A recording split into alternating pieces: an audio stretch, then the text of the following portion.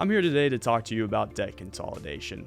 There's a lot of different schools of thoughts on debt consolidation, so it can be confusing on where to start. The first step that most people will tell you to take is to look at your high interest credit card debt. That is really going to be the main thing that is eating away at your cash flow, and you want to improve your cash flow. Here at Legacy, we can refinance that high interest debt and consolidate it into your mortgage. Your mortgage is going to be a much lower rate of interest, so therefore your cash flow will be improved greatly. This will allow you to have more money month to month to also take care of your lower interest debt.